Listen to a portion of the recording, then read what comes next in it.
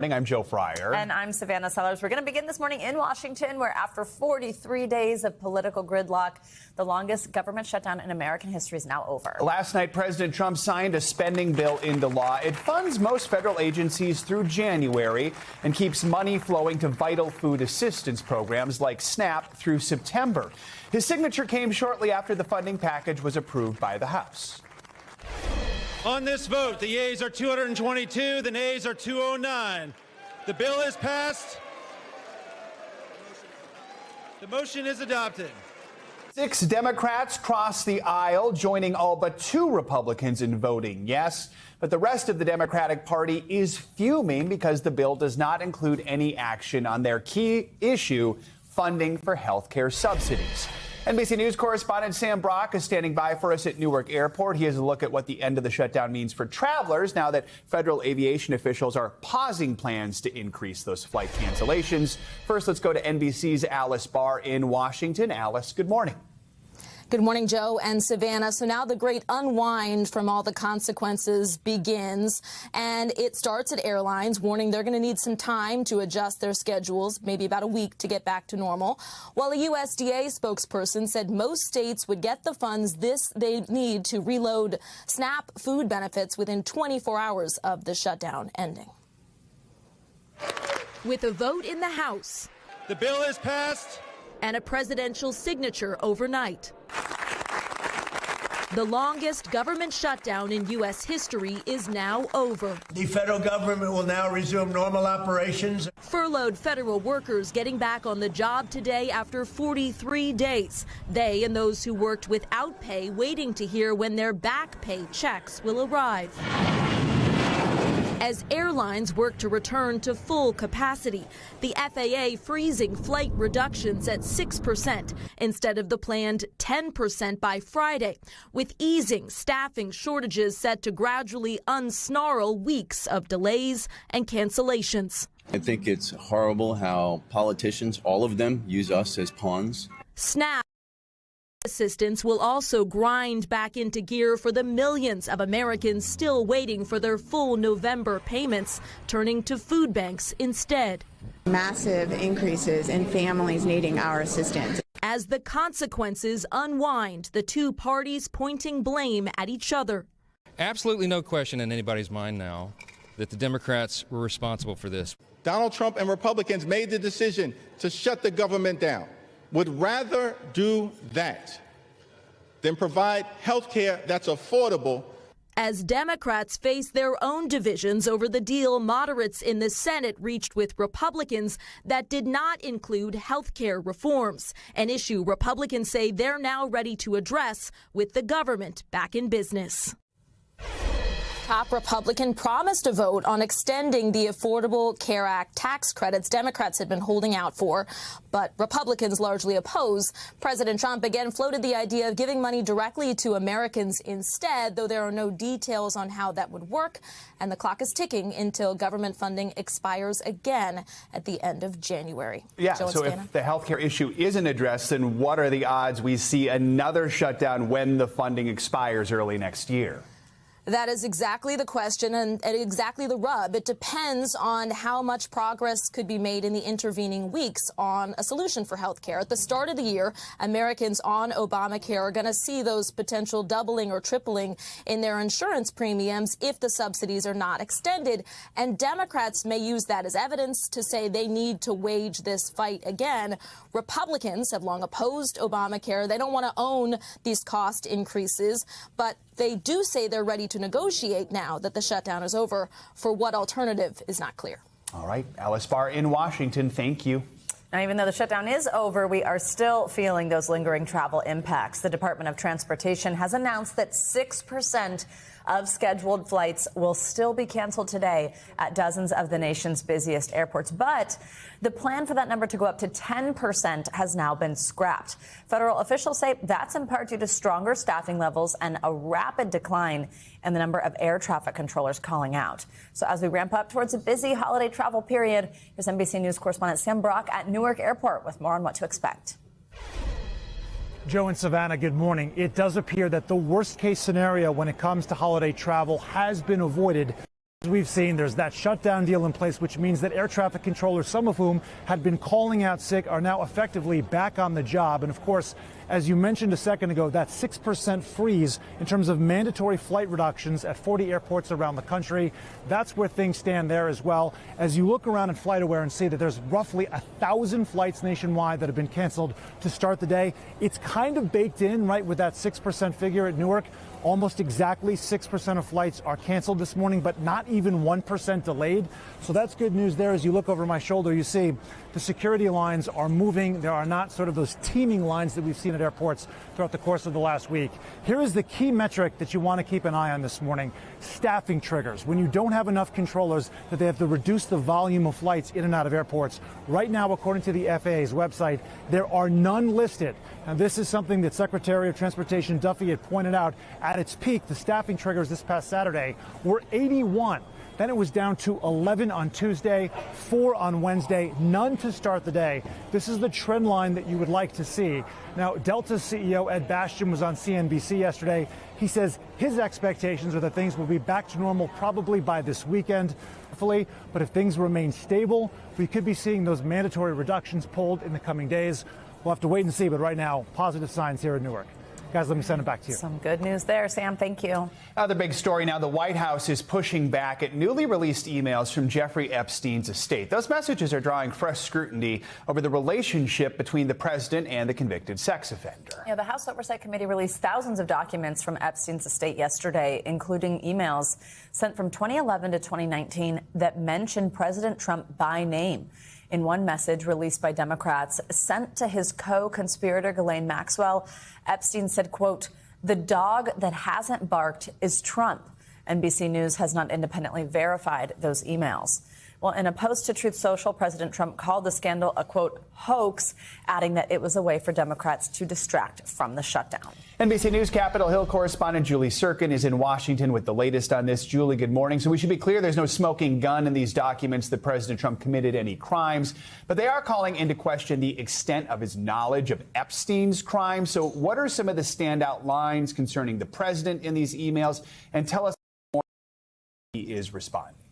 Yeah, guys, this is new because the president had said all this time that he didn't know about Jeffrey Epstein's crimes, though they were from the same area. They were friends.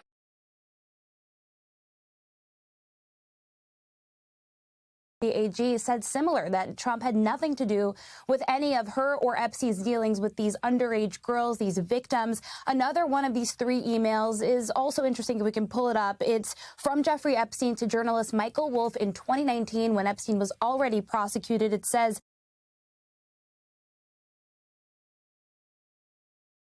Maxwell to stop. Now, we obviously are still trying to parse what the exact context of these emails are. As you noted, the House Oversight Committee Republicans on that panel released a tranche of 23,000 emails that point to all different kinds of interactions that Epstein had with different male figures, and not just Trump, of course, with other presidents. And so there was really a lot of information that was released yesterday. And I want to note, guys, that this all came from the Epstein estate, which the Oversight Committee led by Republicans had subpoenaed earlier this summer. And they, of course, are turning over all of these documents, which the committee, I'm told, plans to make public at some point. Julie, so this all came to be after Democrat Adelita Grijalva was sworn into the House of Representatives finally yesterday after the 7-week delay. And then she became the decisive signature that was needed to force a vote to release all of the Justice Department's Epstein files, a vote the White House may have tried to dissuade some members from supporting. What can you tell us on that front? Yeah, the White House, according to our reporting, had direct contact with particularly the Republican women that have signed on to this discharge petition. Just quickly to refresh our viewers, this is different than the House Oversight Committee investigation. This petition was led by a bipartisan duo, a Republican and a Democrat in the House. It essentially forces Speaker Johnson to trigger a vote to then force the Department of Justice to release all of these files. I should note that it also has to pass the Senate before that can happen, and there's no indication at this point that they would even put it on the floor. But I want you to take a listen to what Caroline Leavitt, the White House press secretary, had to say about the perhaps moments of pressure that they tried to exude on these women, including Lauren Boebert and Marjorie Taylor Greene and Nancy Mace. Watch this. Why are White House officials then meeting with Representative Boebert in an effort to try and get her to not sign this petition calling for the release? It showed transparency that members of the Trump administration are willing to brief members of Congress whenever they please. Doesn't that show our level of transparency? Now, they weren't necessarily briefed, and Caroline Leavitt, the White House press secretary, did also say or allude to some meeting that was happening in the Situation Room concerning this entire process. So that was certainly interesting. Now, I will note that Lauren Boebert, Nancy Mace, Marjorie Taylor Greene, they all still kept their signatures on this petition. Mace saying she was playing phone tag with the president when we asked her about it last night. Ultimately, they stayed on. The discharge petition hit 218, and we could see a vote on that soon. Yeah, I mean, Speaker Johnson said that we're going to see a vote on this, it looks like, next week. And we know it's a vote the GOP's been resisting for some time. I mean, this is going to put Congress on the record on this issue. Explain what happens next and what do the House rules say? Yeah, this is going to be certainly a moment of friction displayed publicly on this issue, because for months now, and remember, it was the president and his allies when he was campaigning the second time around that sort of put this back into the ether. That's why this is so prevalent, especially in the MAGA space, and Democrats are obviously taking advantage of it. But nonetheless, Speaker Johnson saying that he's actually going to trigger this vote next week, which is interesting. Maybe he doesn't want this to hang out there any longer than it needs to, because the process gives him more time. There are 7 legislative days in which this discharge petition needs to, quote unquote, ripen, essentially just baked into the rules. And then Speaker Johnson would have an additional 2 days before he needs to put it on the floor. So yesterday we were of the opinion that he would delay this as long as possible, perhaps not putting it on the floor until after Thanksgiving in December. Apparently he wants to get it over with. I will also note, guys, I've spoken to Republican members who maybe didn't sign on to the discharge petition, but are ready to vote for it on the floor. So it's going to be interesting either way. And John Thune, the majority leader in the Senate, the top Republican, we've asked him multiple times what his plans are with this petition in the Senate. We have not seen the kind of work on this issue as we've seen in the House, with a committee investigating it there as well. And he said that is to be determined. Guys. Stay tuned. Julie Sirkin, thank you so much. Now, these emails released by the House Oversight Committee are spotlighting the ties between President Trump and Jeffrey Epstein. It's a relationship that goes back decades and ended abruptly. To give this story more context, NBC News senior Washington correspondent, News Now anchor Hallie Jackson, has a look back at their history.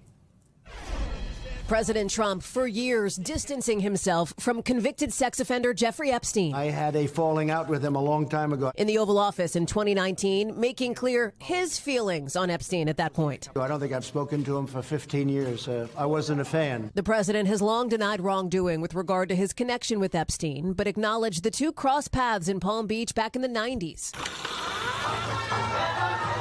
NBC News archival video from 1992 shows Mr. Trump with Epstein at a Mar-a-Lago party alongside cheerleaders for the Buffalo Bills and the Miami Dolphins. Mr. Trump greeting guests, including Epstein. Come on in. Go inside. The two chatting and gesturing to those in front of them. At one point, it appears Mr. Trump leans over and tells Epstein she's hot. The video, taken more than a decade before Epstein's plea deal, which made him register as a sex offender in Florida. Between 1993 and 1997, flight logs released in the trial of Epstein's now convicted associate Ghislaine Maxwell show that Mr. Trump flew on Epstein's plane multiple times. In 2002, Mr. Trump told New York Magazine, "I've known Jeff for 15 years. Terrific guy. He's a lot of fun to be with. It is even said that he likes beautiful women as much as I do, and many of them are on the younger side." Epstein claiming to author Michael Wolff in 2017 that the two men were, at one time, very close. That was close to straight. The two ended up having a falling out in 2004, according to people who spoke with the Washington Post, apparently partly over competition for an oceanfront property in Florida. The president has confirmed the friendship ended, and this summer blamed Epstein for hiring away spa workers at Mar-a-Lago, including Virginia Roberts Giuffre, the most prominent Epstein accuser, who died by suicide earlier this year. He took people that worked for me, and I told him don't do it anymore, and he did it. And I said, stay the hell out of here. President Trump is not the only powerful person who spent time with Epstein. Former President Bill Clinton, former VP Al Gore, Bill Gates, all named in court documents as being connected to Epstein. There's been no evidence that any of these people have been involved in Epstein's crimes. None have faced charges, and they've denied any wrongdoing. All as the president remains insistent that it's a non-story. Really? I think it's enough. With the spotlight in Washington still shining brightly. Hallie Jackson, thank you so much. Let's now bring in NBC News senior national politics reporter Jonathan Allen. He's also the co-author of Fight Inside the Wildest Battle for the White House. John, good morning. Always great to have you. So the White House was pressed following the House Oversight Committee's release of these documents from the Epstein estate, those emails. Let's hear a little bit more about what Press Secretary Caroline Leavitt said yesterday. We'll talk on the other side. These emails prove absolutely nothing other than the fact that President Trump did nothing wrong. And what President Trump has always said is that he was from Palm Beach, and so was Jeffrey Epstein. Jeffrey Epstein was a member at Mar-a-Lago until President Trump kicked him out because Jeffrey Epstein was a pedophile and he was a creep. So this administration has done more than any, and it just shows how this is truly a manufactured hoax by the Democrat Party. President Trump also posted on social media about the situation. He was quick to deflect and really place blame on Democrats for bringing up Epstein, and then pivoted to the government shutdown in this post. The Democrats did release these emails practically the minute the shutdown was over. But does the story sort of now switch to this? Does this sort of start to consume Washington for the foreseeable future? I think it's going to be something that plays a little bit on the back burner, as it has for most of this year, but for a long time. It doesn't seem like it's something that's likely to go away quickly for the president for a couple of reasons. Number one, there's going to be a House vote at some point on whether to require the Justice Department to release all of its Epstein files. And then even beyond that, there will be questions about whether the Senate's going to take it up. If those files ever do get released, which they haven't, there will be another tranche of things to look at for reporters and for the public. And then, of course, if they aren't released by the Justice Department, then it continues to be an ongoing story for President Trump. So, John, I mean, the release of these documents does come at an inopportune time for President Trump. His administration continues to deal with concerns from Americans about the economy, specifically affordability and health care. We also saw Democrats sweep those key elections last week. Walk us through some of your reporting and how the Epstein files are rekindling an old political problem for the president. As you put it, the president just can't seem to escape Epstein. Right. And, one of the senior White House officials told our Monica Alba just a couple months ago that the problem is no matter what they release, there are more questions after the release than there were before. And so, this is something that, again, you see all these old pictures. This is something that has been in the ether for a long time. And the unique thing about it is that for a long time, it was the MAGA base, it was Trump's political base that was very interested in these Epstein files because they believed what the Epstein files would show is that there was a cocoon of powerful elites around Jeffrey Epstein who protected him, and that they were largely Democratic figures. You saw in Hallie Jackson's reporting before that there are connections between Epstein and former President Bill Clinton, former Vice President Al Gore, and others. And so the idea was that Democrats were going to be hurt by this, and the MAGA base became very attached to it. And so you've got not only Democrats pushing on this, but you've also got some Republicans in Congress and a whole lot of Republicans sort of in the rank and file out in the country. John, if we could switch to one other piece of news before we let you go. We learned yesterday from the White House that it's unlikely that key federal, this labor report data, that was impacted by the government shutdown, and it now might not be released at all. The White House is blaming Democrats for this as well, saying that they might have, quote, permanently damaged the federal statistical system. Is this, in fact, the case? Explain this to us. Well, there have been government shutdowns before, and the federal, whatever that set of words you just said was, the federal statistical system has gone on. So certainly the White House would prefer not to release jobs numbers from the last couple of months. And the reason that they would prefer not to release that is that the jobs numbers and a lot of the economic data doesn't look good. And we know that because there are private assessments. John Allen, thanks as always. The mother of a 9-year-old girl who hasn't been seen in more than a month was in a California courtroom yesterday. She's facing a charge that's not related to her daughter's mysterious disappearance. While investigators are still desperately searching for her daughter, Melody, they say that Ashley Buzzard remains uncooperative. NBC News correspondent Steve Patterson has the latest. 40-year-old Ashley Buzzard appearing before a judge, all while a blistering multi-state manhunt for her missing daughter moves forward. We're entering a not guilty plea. Buzzard pleading not guilty to one charge of felony false imprisonment, a judge releasing her with a GPS monitor. You're released on release. The charge unrelated to Melody's disappearance. The accuser in Buzzard's case, Tyler Brewer, says he's known Ashley for years and went to her home to help with the search. When he tried to leave, he says Buzzard threatened and held him against his will. In a now deleted social media post, he wrote, Miss Buzzard became visibly distressed after sharing information she appeared to regret disclosing. A box cutter was produced, and despite multiple requests to be allowed to exit the home, I was not immediately permitted to leave. Authorities arrested Buzzard Friday. Her daughter now missing for more than a month. Investigators are continuing to reach out to Ashley to try to give her every opportunity that we can for her to let us know where Melody is. Has her cooperation with the investigation changed at all since she's been in custody? Her cooperation has not changed. Surveillance video shows Ashley with her daughter in disguise, both appearing to be wearing wigs. The pair seen in a white Chevy Malibu on October 7th. The rental car's license plate swapped during the trip. Melody was last seen on October 9th, spotted near the Utah-Colorado border, as investigators say they're committed to bringing her home. Steve Patterson, NBC News.